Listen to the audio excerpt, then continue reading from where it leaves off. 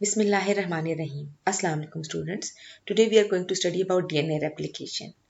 थोड़ा सा difficult concept है, पहले भी आपने पढ़ा हुआ है, आज फुल डिटेल से पढ़ेंगे, तो ध्यान तवज्जो जरा ज़्यादा दें। मॉडल्स ऑफ डीएनए रेप्लिकेशन, जब तक नहीं पता था डीएनए रेप्लिकेशन कैसे होती, तो तीन तरह के मॉडल्स थे।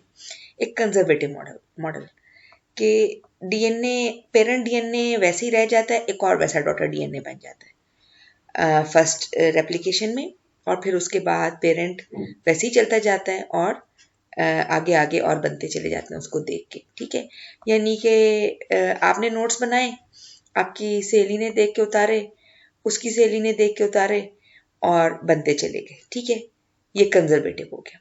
सेमी कंजर्वेटिव का क्या मतलब है कि दो धागे अलग हो गए, दो स्ट्रैंड्स, और हर स्ट्रैंड के साथ उसका नया मैचिंग कॉम्प्लीमेंट्री सीक्वेंस बन गया।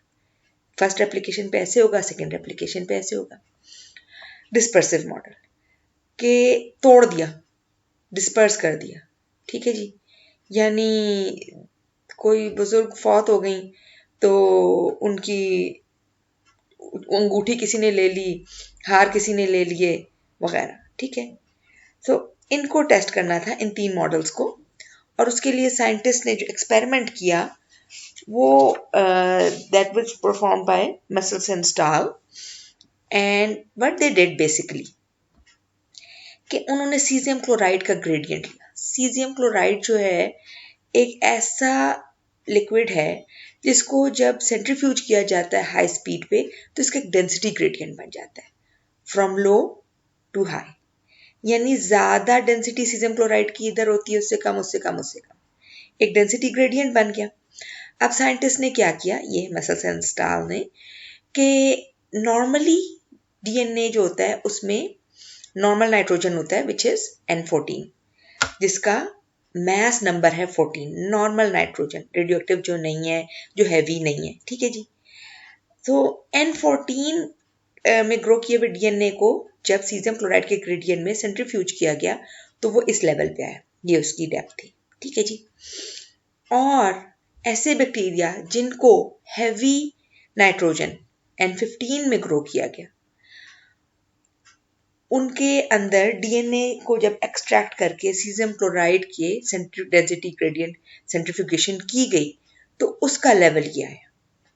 ठीक है जी, डिफरेंस है इन दोनों के लेवल में, N14 डीएनए इस लेवल पे आएगा, N15 डीएनए इस लेवल पे आएगा। और रेप्लिकेशन के बाद उसी वो बैक्टीरिया जिनको इनिशियली काफी जनरेशन तक N15 में ग्रो किया गया, उनको फिर शिफ्ट किया गया N14 में, और उनके बैंड्स देखे गए कि वो कहाँ बने। ठीक है जी,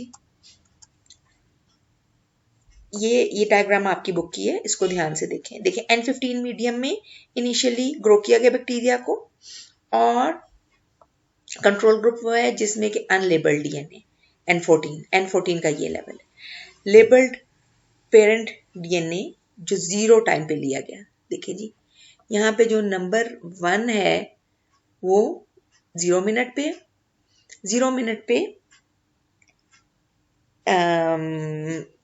सैंपल एट 0 मिनट, ये वाला। ठीक है जी, this sample at 0 minute when it is taken, तो वो अभी उसके सारे डीएनए N15 पे नीचे हैं। जब एक दफा रेप्लिकेशन हो गई, आपको पता है बैक्टीरिया बहुत तेजी से ग्रो करते हैं, अगर सारी उनकी रिक्वायरमेंट्स पूरी हों तो वो 20 मिनट्स में नेक्स्ट जनरेशन आ जाती।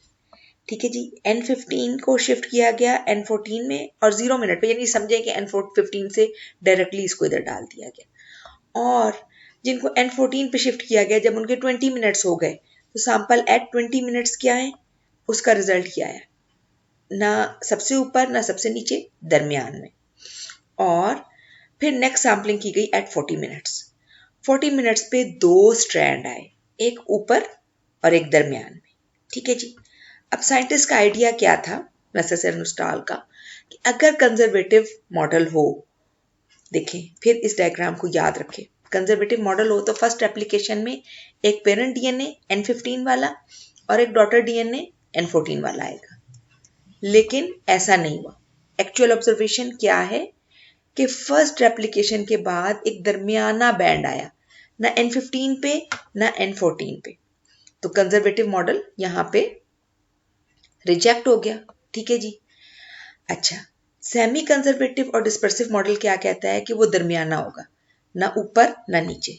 तो फर्स्ट एप्लीकेशन के बाद, फर्स्ट एप्लीकेशन पे ये दोनों मॉडल अभी सही जा रहे हैं। ठीक है, सेमी कंजर्वेटिव भी हो सकता है, डिस्पर्सिव भी हो सकता है। लेकिन सेकेंड एप्लीकेशन का रिजल्ट क्या कहता है? अकॉर्डिंग टू सेमी कंजर्वेटिव, कुछ स्ट्रैंड्स डीएनए के ऐसे होंगे जिसमें के पेरेंट डीएनए मौजूद होगा, और कुछ स्ट्रैंड्स ऐसे होंगे जिसमें पेरेंट डीएनए N15 वाला, अगर हम इस डार्क ब्लू को N15 समझें और लाइट ब्लू को N14 समझें, तो N15 वाला मौजूद होगा दो में और बाकी दो में नहीं होगा। ठीक है जी। Half of the DNA at second replication is with N15 and half of the DNA after second replication is only N14. Dispersive क्या कहता है कि वो और टूटता जाएगा। एक ने हार लिया, एक ने अंगूठी ली, अगली जनरेशन में एक को अंगूठी मिल गई, एक को हार मिल गया। ठीक है, ये बात समझ में आई कि डिस्पर्स होता चला जा रहा है। तो सब में बराबर बराबर होना चाहिए था। अब यानी कि साइंटिस्ट का सेमी कंजर्वेटिव मॉडल ये कह रहा है कि एक दरमियान वाली लेयर आए और एक ऊपर लाइट वाली लेयर आए, और डिस्पर्सिव ये कह रहा है कि उधर ही रहेगी लेयर, एक ही लेयर होगी। लेकिन एक्चुअल ऑब्जर्वेशन किसको सपोर्ट कर रही है? सेमी कंजर्वेटिव मॉडल को। ठीक है जी। अब फिर इस डायग्राम को ध्यान से देखें। ये N14 लाइट, जिसको कभी भी N15 में नहीं डाला गया, N15 में ग्रो किए हुए 0 मिनट पे वो चेन्स डीएनए के जिसमें सिर्फ N15 है। आफ्टर फर्स्ट रेप्लिकेशन 20 मिनट्स के बाद एक दरमियान में आई लेयर, और आफ्टर सेकेंड रेप्लिकेशन एक दरमियान में आई लेयर और एक ऊपर आई लेयर। अब अपनी बुक की डायग्राम को देखें। ये 0 मिनट पे N15, 20 मिनट्स पे N14 और N15 के दरमियान, और 40 मिनट्स पे एक लेयर दरमियान वाली रही और एक ऊपर वाली आ गई। So this experiment proved semi conservative model of DNA. अब अगर यहां तक बात समझ में आ गई तो आगे चलें, वरना इस वीडियो को फिर शुरू से देखें।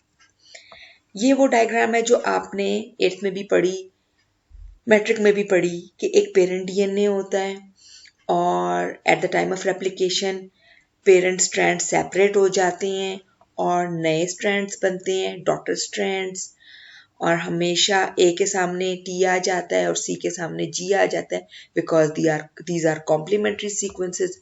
Parental DNA acts as template and complementary sequences are formed which are called the daughter DNA. अब क्योंकि डीएनए का जो बेसिक स्ट्रक्चर है वो 2 स्ट्रैंड्स है, डबल हीलिक्स है, एक धागा यूं जा रहा है और दूसरा धागा यूं जा रहा है।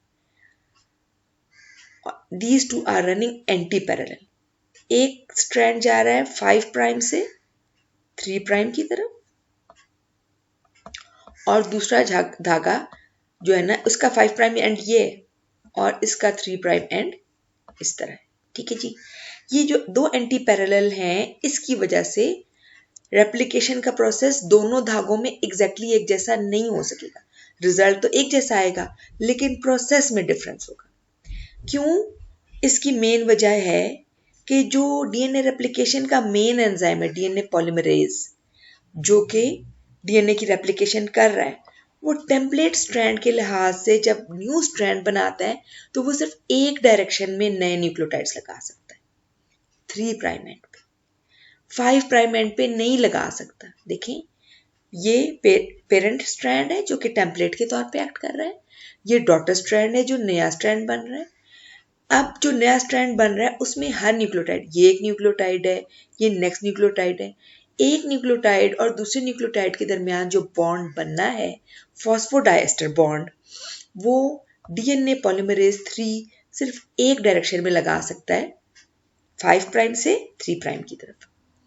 उसको हमेशा डीएनए पॉलीमरेज 3 नया न्यूक्लियोटाइड फॉस्फोडाइएस्टर बॉन्ड के जरिए जोड़ेगा जब उसको 3 प्राइम एंड फ्री मिलेगा। इस सिरे पे नहीं, यहां से नहीं बढ़ा सकता, इधर से बढ़ा सकता है।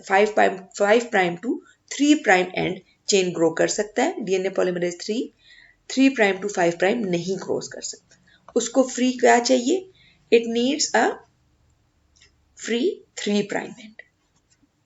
टेम्पलेट क्या है? अगर आप चाबी को किसी क्ले में डालें और प्रेस करें तो उसका एक टेम्पलेट बन जाएगा। इससे एक नई चाबी बन सकती है। ठीक है जी।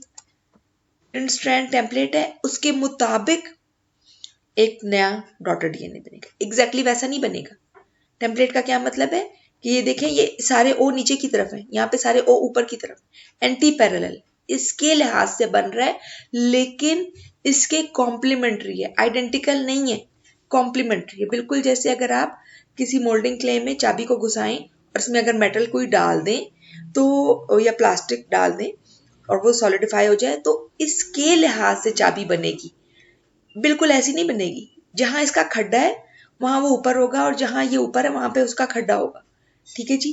कॉम्प्लीमेंट्री बनेगी। This is the concept of template. अच्छा, अब हम रेप्लिकेशन के प्रोसेस को डिटेल से पढ़ने लगे। जब भी फर्स्ट स्टेप होता है रेप्लिकेशन में, इनिशिएशन फेज। इनिशिएशन फेज में रेप्लिकेशन बबल्स बनते हैं। ये देखें, ये रेप्लिकेशन बबल्स है। अगर एग्जैक्ट फोटोग्राफ देखी जाए डीएनए की, तो ये देखें, इसको दाने दाने से निकल रहे हैं। ये बल्जेस क्या है? These are replication bubbles. Replication bubbles किस पॉइंट पे बनते हैं? ओरिजिन ऑफ रेप्लिकेशन में। क्रोमोसोम के ऊपर थोड़े थोड़े फासले पे स्पेशल सीक्वेंसेस होते हैं which are origin of replication. उस पॉइंट से डीएनए स्ट्रैंड सेपरेट होना शुरू होते हैं और वहां पे बल्जेस बन जाते हैं which are called replication bubbles. हर रेप्लिकेशन बबल के दो फोर्क्स होते हैं, दो एंड होते हैं जो कि बढ़ते चले। These are called replication fork. Replication forks keep on growing. ये ओरिजिन है, हर ओरिजिन से बबल बना, हर बबल की दो फोर्क्स है, एक फोर्क इधर है, एक फोर्क इधर है, और ये रेप्लिकेशन फोर्क्स बढ़ती चली जाएंगी हत्ता के एक साइड की रेप्लिकेशन फोर्क दूसरी साइड की रेप्लिकेशन फोर्क से मिल जाए और as a result 2 daughter DNA बचे। यहाँ पे देखें, अगेन वही वाली कलर थीम यूज हुई है, dark blue for parent and light blue for daughter DNA. पहले एक पेरेंट था, सिंगल एक डीएनए है ये। ठीक है जी। डबल स्ट्रैंडेड डीएनए एक है, अब ये डबल स्ट्रैंडेड डीएनए 2 हो गए हैं। पेरेंट डीएनए सेपरेट हो गए और डॉटर डीएनए उनके साथ नए बन गए। बेसिकली होता क्या है, ये जरा कॉम्प्लेक्स प्रोसेस है, इसलिए मैं 3-4 डायग्राम से आपको समझाऊंगी, और बेहतर होगा कि अगर आप इससे रिलेटेड जितनी एनिमेशन वीडियोस आप यूट्यूब पे देख सकें वो देखें जो आपको समझ में आती, क्योंकि ये बहुत कॉम्प्लेक्स स्ट्रक्चर है और प्रोसेस है, और आपकी बुक में सिंप्लीफाइड वर्जन दिया गया, और वीडियोस में हो सकता है कि मजीद एंजाइम्स और मजीद डिटेल्स ऐड हो। देखिए, डीएनए गायरेज या टोपोआइसोमेरेज जो है वो अनवाइंड करता है। डीएनए डबल हेलिकल ट्विस्टेड है, जब गायरेज आएगा तो इसको अनवाइंड करेगा। ठीक है। अब ये जब सीधा हो गया तो जिप की तरह खुलना शुरू हो जाएगा। जिप की तरह खोलेगा कौन? Helicase which separates DNA. ये आपने क्लास 8 में डिटेल से बात पढ़ी थी कि डीएनए हेलिके के जिपर की तरह ये खुलना शुरू हो जाता है। इसने ट्विस्ट को खोला, ट्विस्ट को सीधा किया गायरेज ने, और हेलिकेज ने जिप को खोला। अब जब एक दफा ये खुल गया तो इसको खुला रखने के लिए स्पेशल प्रोटीन्स इसके साथ अटैच हो जाती हैं, SSB proteins, single strand binding protein. They stop reannealing, यानी दोबारा यही ना आपस में जुड़ जाए, क्योंकि ये दोनों कॉम्प्लीमेंट्री है ना, इनमें जुड़ने की सलाहियत है, लेकिन जब इसके साथ सिंगल स्ट्रैंड बाइंडिंग प्रोटीन्स आके अटैच हो जाएंगी तो वो जोड़ नहीं सकेगा। अब ये कब तक खुली रहेंगी? जब तक के मेन एंजाइम, जो रेड से डोनट शेप्ड एंजाइम शो किया गया है, डीएनए पॉलीमरेज 3, नए डीएनए न्यूक्लियोटाइड्स डॉटर स्ट्रैंड के लगाना आना शुरू कर दें। लगाता जाएगा और नई चेन बनेगी। देखिए, ये पेरेंट डीएनए जो ब्लू से शो हुआ है, ये डॉटर डीएनए जो रेड से शो हुआ है। अब देखिए, पेरेंट डीएनए का भी 5 प्राइम और 3 प्राइम है, और डॉटर डीएनए का भी 5 प्राइम और 3 प्राइम है। अब जहां पे पेरेंट का 3 प्राइम है, उस साइड पे डॉटर का 5 प्राइम यहाँ पे अटैच होगा, और इसकी ये 3 प्राइम खुली है। यहाँ पे डीएनए पॉलीमरेज 3 लगातार ऐड करता चला जाएगा। लेकिन ये दोनों साइड पे ऐसा नहीं हो सकता। क्यों? क्योंकि एक साइड पे तो इसको मिल रही है जगह, there is one strand which is continuously growing and the other strand is unable to grow continuously. ठीक है जी। क्यों? क्योंकि इस स्ट्रैंड, इसको कहते हैं लीडिंग स्ट्रैंड, लीडिंग स्ट्रैंड जो है इसका डीएनए पॉलीमरेज 3 मूव कर रहा है टूवर्ड्स रेप्लिकेशन फोर्क, ये कंटिन्यूसली काम करता रहेगा। और दूसरा जो स्ट्रैंड है बेचारा जो पीछे रह जा रहा है, लैगिंग स्ट्रैंड, उसको जगह थोड़ी मिल रही है। ये अब हम अगली डायग्राम्स में डिटेल से डिस्कस करेंगे और इस डायग्राम पे दोबारा भी आएंगे। पहला स्टेप क्या है? अनवाइंडिंग। सबसे पहले यहाँ टोपोआइसोमरेज इस डीएनए को, डीएनए पेरेंटल डीएनए हेलिक्स को अनवाइंड करेगा, फिर डीएनए हेलिकेज इसको सेपरेट करेगा, सिंगल स्ट्रैंड बाइंडिंग प्रोटीन्स इसके साथ अटैच हो जाएंगी at the point of replication fork. Next step पे क्या होगा कि प्राइमर अटैच होगा। प्राइमर जो है वो एक स्पेसिफिक सीक्वेंस है शॉर्ट राउंड अबाउट 10 न्यूक्लियोटाइड्स का, जो कि आरएनए सीक्वेंस है, और उसको कौन सा एंजाइम अटैच करता है? Primase. Primase enzyme attaches the primer with the parent DNA and it is complementary to the parent DNA। एक दफा जब प्राइमर अटैच हो जाएगा फिर डीएनए पॉलीमरेज 3 काम कर सकता है। डीएनए पॉलीमरेज 3 बहुत इंपॉर्टेंट है, बहुत एक्टिव है, बहुत अच्छा है, लेकिन इसकी 2-3 कमियां हैं। पहली कमी ये है कि ये खुद से नहीं काम शुरू कर सकता, इसको काम शुरू करने के लिए प्राइमर चाहिए। प्राइमर अटैच होगा तो डीएनए पॉलीमरेज 3 अटैच हो सकेगा। दूसरा मसला इसका क्या है कि ये एक ही डायरेक्शन में अटैच कर सकता है, 5 प्राइम से 3 प्राइम की तरफ। अब लीडिंग स्ट्रैंड के लिए तो ये आसान है, एक दफा प्राइमर अटैच हो गया अब वो उसको बढ़ाता चला जाएगा, लेकिन लैगिंग स्ट्रैंड के लिए मुश्किल है। लीडिंग स्ट्रैंड की ये डायरेक्शन है, लैगिंग स्ट्रैंड ने इस डायरेक्शन में ग्रो करना है। ठीक है जी, लीडिंग स्ट्रैंड इस तरह, ये अब नेक्स्ट फेज चल रहा है। Now we are towards the extension और पॉलीमराइजेशन फेज। ये इनिशिएशन फेज है, अनवाइंडिंग, प्राइमिंग, प्राइमर अटैच होना। एक दफा जब प्राइमर अटैच हो गया तो लीडिंग स्ट्रैंड तो तेजी से ग्रो करता चला जाएगा, ये रेप्लिकेशन फोर्क खुलती चली जाएगी, लीडिंग स्ट्रैंड आगे बढ़ता चला जाएगा, डीएनए पॉलीमरेज 3 1 2 3 4 लगाता चला जाएगा मुसलसल नए डीएनए न्यूक्लियोटाइड्स। लेकिन लैगिंग स्ट्रैंड ने क्या करना है? इसने इस डायरेक्शन में ग्रो करना है, इसलिए यहाँ पे प्राइमर जब आके प्राइमेज एंजाइम आएगा, प्राइमर अटैच करेगा, फिर डीएनए पॉलीमरेज 3 आएगा, अपना काम शुरू करेगा, और फिर क्या होगा कि उससे पिछला प्राइमर जो था वो वहां पे उस तक पहुंच जाएगा। फिर ये सारी असेंबली हटेगी और नए सिरे से इधर जाके अटैच होगी। ये देखिए, पहले प्राइमर इधर अटैच हुआ था और यहाँ पे फ्रेगमेंट बना था, फिर यहाँ पे प्राइमर अटैच हुआ और यहाँ पे लैगिंग स्ट्रैंड का फ्रेगमेंट, फिर यहाँ पे प्राइमर अटैच हुआ, फिर लैगिंग स्ट्रैंड का फ्रेगमेंट बना। अब ये फ्रेगमेंट्स जिस साइंटिस्ट ने सबसे पहले स्टडी किए थे, he was a Japanese scientist Okazaki, उसके नाम पे ये ओकाजाकी फ्रेगमेंट्स बने। तो फिर एक फ्रेगमेंट बनेगा ओकाजाकी फ्रेगमेंट, फिर वो अब पिछला प्राइमर। अब ये नए सिरे से जब रेप्लिकेशन फोर्क खुल रही है तो प्राइमेज आएगा, नया प्राइमर लगाएगा और नया ओकाजाकी फ्रेगमेंट बनता चला जाएगा।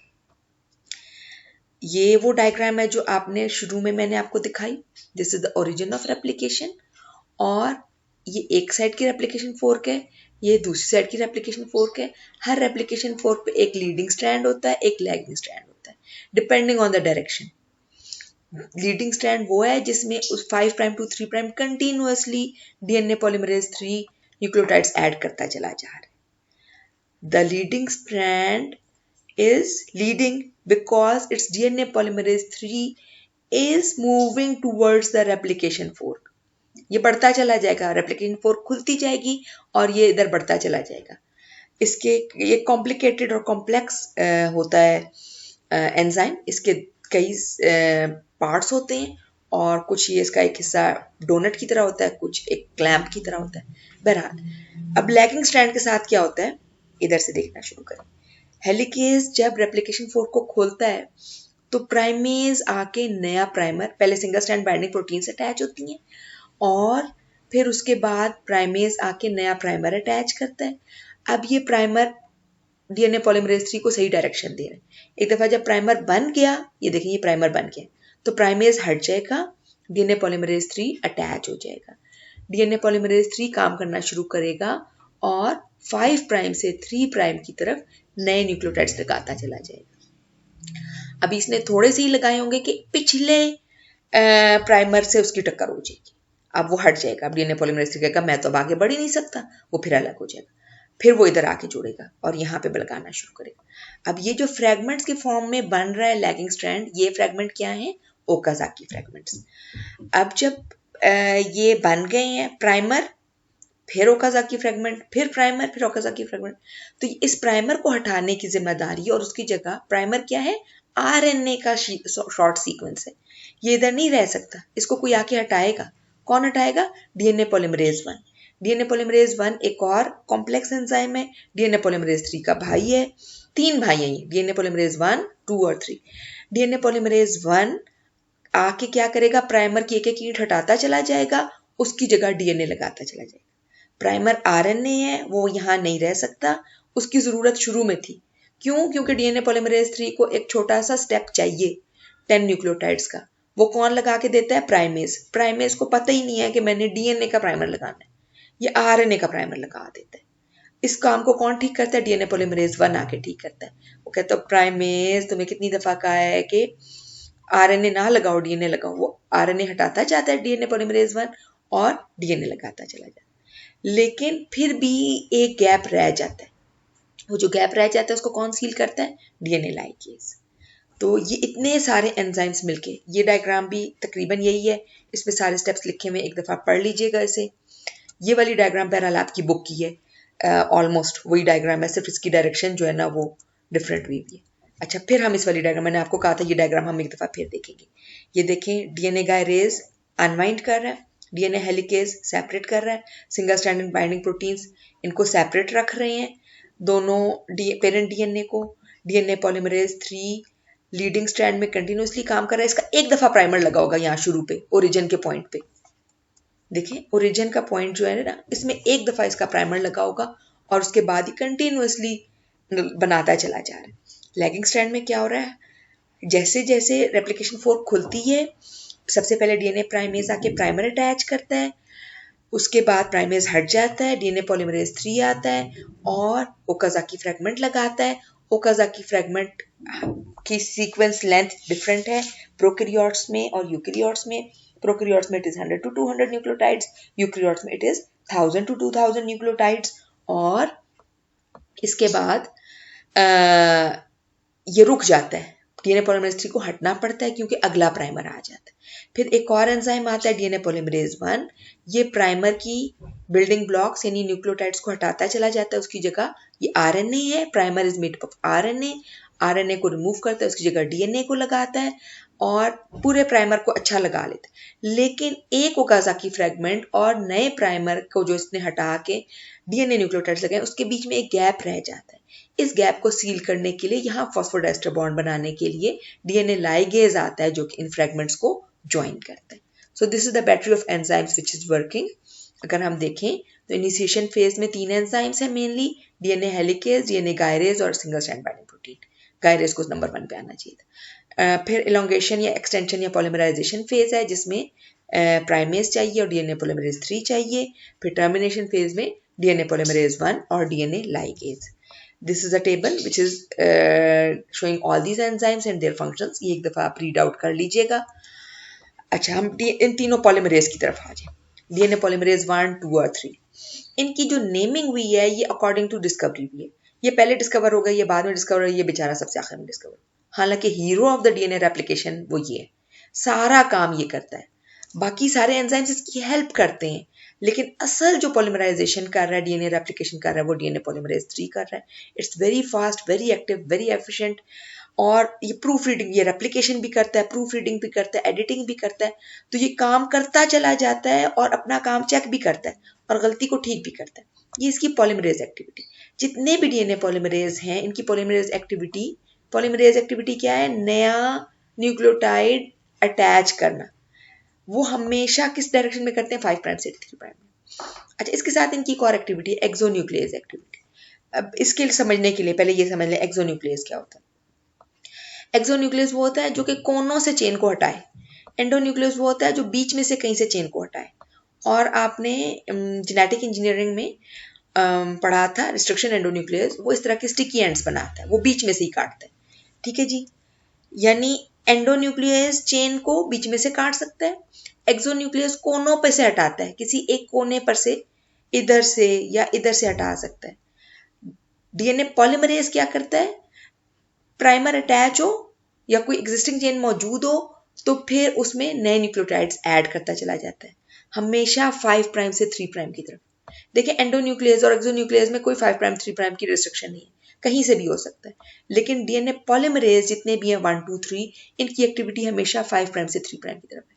जब 5 प्राइम पे उन्हें कुछ मिल जाएगा अटैच हुआ हुआ, चाहे डीएनए या आरएनए, तो वो 3 प्राइम उसके आगे अटैच करते चले जाएंगे। और एक होता है पॉलीन्यूक्लियोटाइड लाइगेज, वो जो गैप होता है, ये जो जैसे एंडोन्यूक्लियस ने, इस एंडोन्यूक्लियस ने यहाँ पे एक तोड़ दिया ईंट, ऐसे ये जो गैप्स हैं, निक्स हैं, इनको सील करता है, जोड़ देता है। This is the function of ligase. अब इस टेबल की तरफ वापस आ जाए। डीएनए पॉलीमरेज 3 पे हम पहले बात कर रहे हैं क्योंकि इसकी हमने बहुत बात डायग्राम्स में कर लिए। ये रेप्लिकेशन भी कर रहा है, प्रूफ रीडिंग भी कर रहा है। रेप्लिकेशन के लिए इसकी सिर्फ पॉलीमरेज एक्टिविटी चाहिए, लेकिन प्रूफ रीडिंग और एडिटिंग के लिए इसकी एक्सोन्यूक्लियस एक्टिविटी भी चाहिए। एक्सोन्यूक्लियस एक्टिविटी का क्या मतलब है कि ये बीच में से हटाता है, बीच में से नहीं सॉरी, कोनों पर से हटाता है। जो चीज़ गलत होती है ना, जो न्यूक्लियोटाइड गलत लग जाता है, उसको इस डायरेक्शन में ये रिमूव करके और फिर सही वाला लगाता है। ये इसकी प्रूफ रीडिंग कैपेबिलिटी है। ये सेकेंड फेज यानी कि एलोंगेशन फेज या पॉलीमराइजेशन फेज में काम कर रहा है, एक्सटेंशन फेज में। डीएनए पॉलीमरेज 1 किस फेज में काम कर रहा है, टर्मिनेशन फेज में। It फिल्स the gaps after removal of RNA primer. DNA repair भी करता है और आरएनए प्राइमर को रिमूव भी करता है। तो ये इसकी एक्सोन्यूक्लियस एक्टिविटी, ये दोनों तरह से हटा सकता है, 5 प्राइम से 3 प्राइम या 3 प्राइम से 5 प्राइम। इसका काम है डीएनए या आरएनए के प्राइमर्स को हटाना और उसकी जगह सही वाले डीएनए के न्यूक्लियोटाइड्स अटैच करना, पॉलीमरेज एक्टिविटीज की है, और साथ साथ डीएनए को रिपेयर भी करना। ड्यूरिंग रेप्लिकेशन अगर डीएनए पॉलीमरेज 3 की प्रूफ रीडिंग में अभी भी कुछ रह गया है, कोई प्रॉब्लम है, तो वो डीएनए को रिपेयर करता है, डीएनए पॉलीमरेज 1। और डीएनए पॉलीमरेज 2 रेप्लिकेशन के अलावा जब भी डीएनए डैमेज होता है किसी भी म्यूटेजन की वजह से, कार्सिनोजन की वजह से, कोई रेडिएशंस हो, कोई केमिकल्स हो और उसकी वजह से डीएनए डैमेज हो जाए, तो उसको रिपेयर करता है। और इसकी भी एक्सोन्यूक्लियस एक्टिविटी भी है कि वो गलत न्यूक्लियोटाइड्स को हटाएगा और सही न्यूक्लियोटाइड्स को पॉलीमरेज एक्टिविटी के जरिए जोड़ेगा। तो ये तीनों एंजाइम्स में से 2 एंजाइम, ये देखें 2 एंजाइम काम कर रहे हैं डीएनए रेप्लिकेशन में, डीएनए पॉलीमरेज 3 और डीएनए पॉलीमरेज 1। अगर सेल साइकिल आपको याद है अभी तक, तो एस फेज में ये दोनों एंजाइम्स काम कर रहे हैं और बाकी जितनी भी फेजेस हैं उसमें डीएनए रिपेयर का काम डीएनए पॉलीमरेज 2 कर रहा है। So that's all for today. Allah Hafiz.